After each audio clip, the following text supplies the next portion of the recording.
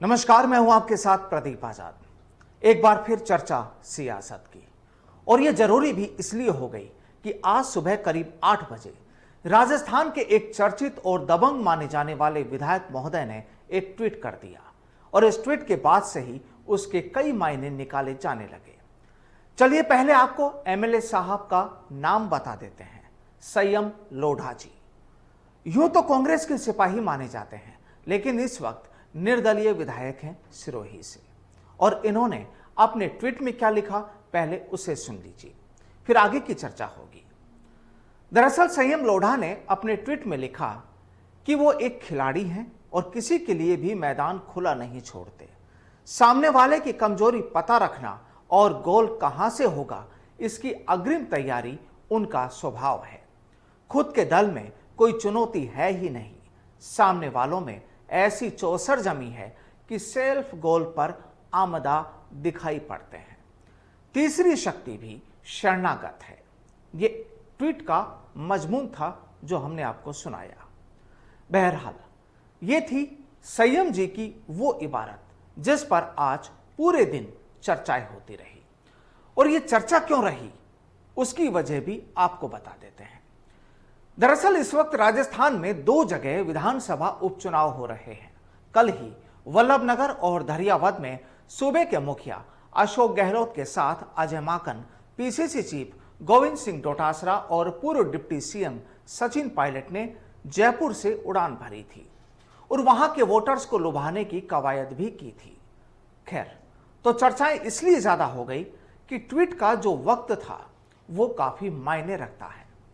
अब सियासत के जानकार कहते हैं कि संयम लोढ़ा ने अपने ट्वीट के जरिए सचिन पायलट और उनके कैंप के लोगों पर निशाना साधा है। कहा जा रहा है कि यहां सीएम अशोक गहलोत को खिलाड़ी बताया गया है और इस वक्त कांग्रेस में उनके सामने कोई चुनौती नहीं है, और बस यही बात कहकर सचिन पायलट कैंप पर निशाना लगा दिया गया है।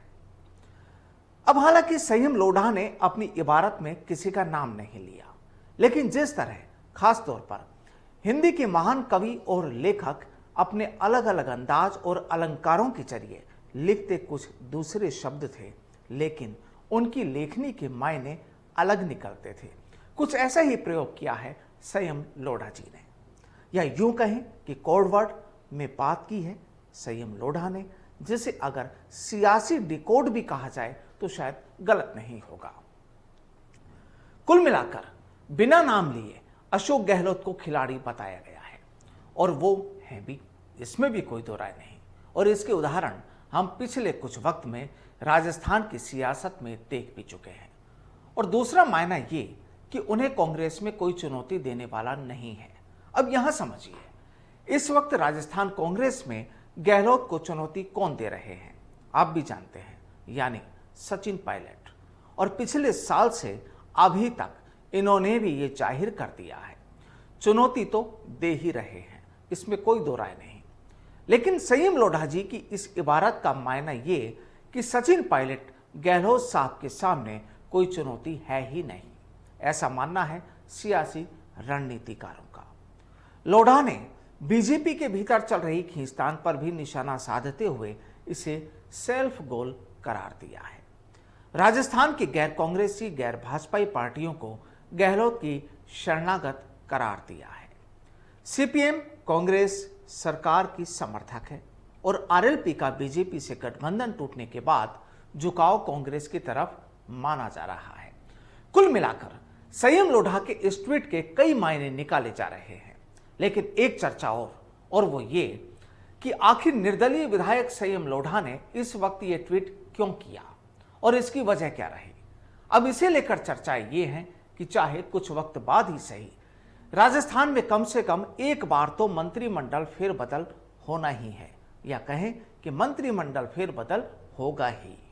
और जाहिर है इसमें कुछ नए चेहरे भी शुमार होंगे, तो कुछ पुरानों को उनकी कुर्सी खिसका कर दूसरी जिम्मेदारियां दे दी जा सकती हैं।